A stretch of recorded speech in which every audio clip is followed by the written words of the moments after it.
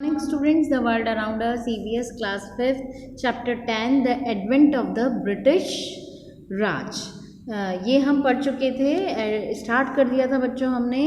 इस चैप्टर में हमने बिगिनिंग में जो कौन कौन सी कॉलोनीज़ हमारे इंडिया में आई थी, पुर्तगीज़ आए थे गोवा में फर्स्ट, फिर उसके बाद पुर्तगीज़ के बाद फ्रेंच आए, फ्रेंच के बाद डच आए और डच के बाद ब्रिटिश आए। पहले तो ये आए थे अपना क्या करने, ट्रेड करने, व्यापार करने आए थे। फिर बाद में इन्होंने अपनी जो आर्मी यहाँ पर ले आई और लेकर आ गए और कॉलोनियल पावर इन्होंने कैप्चर करना इंडिया के मार्केट को, कॉलोनियल पावर बनाया। देन उन्हें लगा कि यहाँ पर अपनी आर्मी लाकर ये इन पर अपना वो कर सकते हैं, अपना अधिकार कर सकते हैं, और इसलिए इन्होंने अलग अलग जो किंग थे यहाँ के उनसे अलग अलग टाइम पर क्या करी, लड़ाई करी, यहाँ बहुत सारी बैटल्स हुई। मुग़ल जो एम्पायर था औरंगजेब, उसकी डेथ के बाद ये जो ब्रिटिश ईस्ट कंपनियाँ इंडिया कंपनी थी gradually move away from trade to political control पे ये आ गई।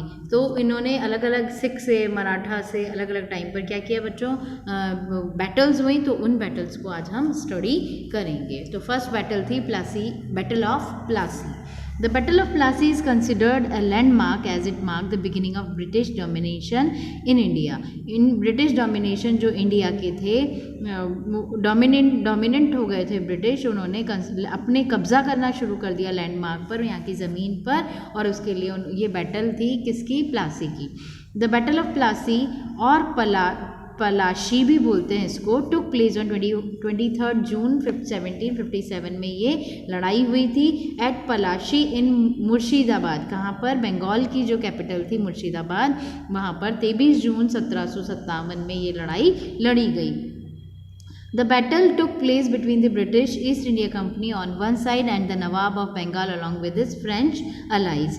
जो बैटल थी वो किस किस के बीच में हुई थी, ब्रिटिश ईस्ट इंडिया कंपनी के बीच में, और नवाब जो बंगाल के नवाब थे along with his French allies on the other side.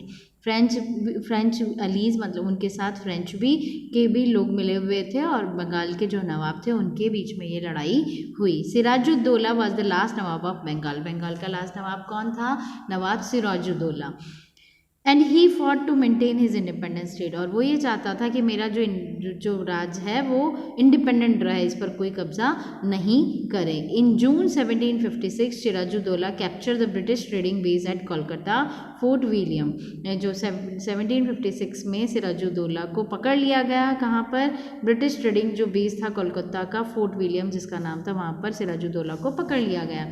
The British sent colonial Robert Clive and admiral Charles Watson to recapture the fort and Kolkata on 2 January 1757 में।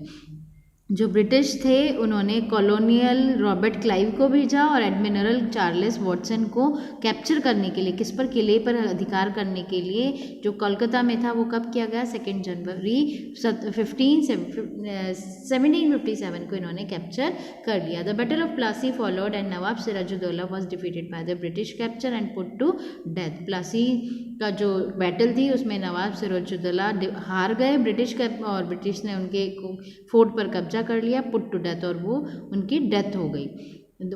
The company gain vast amount of wealth from the Bengal treasury after the battle. इस लड़ाई के बाद company को बहुत सारी जो wealth मिली, बहुत सारा धन मिला। This was use to strength their army. ये धन उन्होंने अपनी आर्मी को स्ट्रेंथ बढ़ाने के लिए यूज़ किया। While the battle of Plassey help the British East India company gain a strong grip on India. और प्लासी के युद्ध ने, जो बैटल थी उसने ईस्ट इंडिया कंपनी की ग्रिप मजबूत कर दी, वो इंडिया में पकड़ मजबूत कर ली। The battle of Buxar which took place in October 1764 में बैटल लड़ी गई, किससे, बैटल ऑफ बक्सर के नाम से फेमस है। Made them the central power India, जिससे इंडिया का में ब्रिटिश कंपनी का सेंट्रल पावर हो गया। ब्रिटिश पॉलिसीज़ क्या क्या थी बच्चों, the nawab of Bengal Sirajuddaula had a much larger army than the British. Nawab Sirajuddaula के पास बहुत बड़ी आर्मी थी, किसके कंपैरिजन में, ब्रिटिश के कंपैरिजन में। बट ही वॉज डिफीटेड, पर फिर भी वो हार गया। Research and collect facts about the battle of Plassey, पता लगा ये कलेक्ट किए गए फैक्ट कि ऐसा क्या कारण था कि सिराजुद्दौला हार गए, ये आपको पता लगाना है। Make note and complies your finding in battle report, इस पर आपको नोट्स भी बनाने हैं कि क्या रीज़न रहा है कि ये बैटल ऑफ प्लासी में इतनी बड़ी आर्मी होने के बाद भी सिराजुद्दौला हार गए। उसके बाद ये पॉलिसीज़ देख लीजिए, पॉलिसीज़ में है the East India company was active in setting up colonial and economic rule in India, India में ईस्ट इंडिया कंपनी अपने आप को सेटल कर लिया। They adopt many unfair policies to capture, बहुत सारी ऐसी पॉलिसीज़ बनाई उन्होंने एज मच लैंड पॉसिबल, ज़्यादा से ज़्यादा लैंड अपने अंडर में वो कवर कर ले।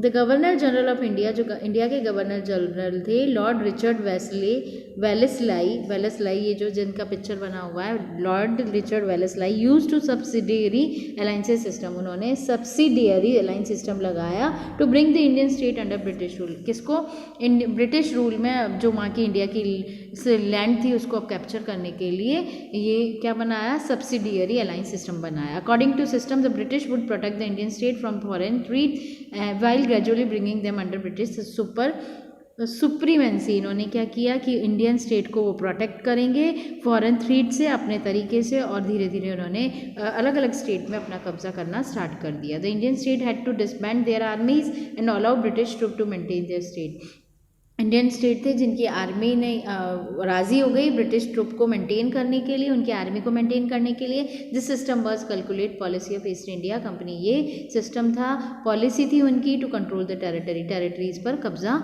करने के लिए। It also allowed the company of to maintain the British army at the expense of Indian state, और उन्होंने क्या किया, ब्रिटिश आर्मी को इंडियन स्टेट को पैसा भी दिया, British army at the expense of Indian state ने ब्रिटिश आर्मी को पैसा भी दिया उनको मेंटेन करने के लिए। तो बच्चों ब्रिटिश पॉलिसी पढ़ी, आगे की पॉलिसीज हम आगे पढ़ेंगे। आज के लिए इतना ही, थैंक यू।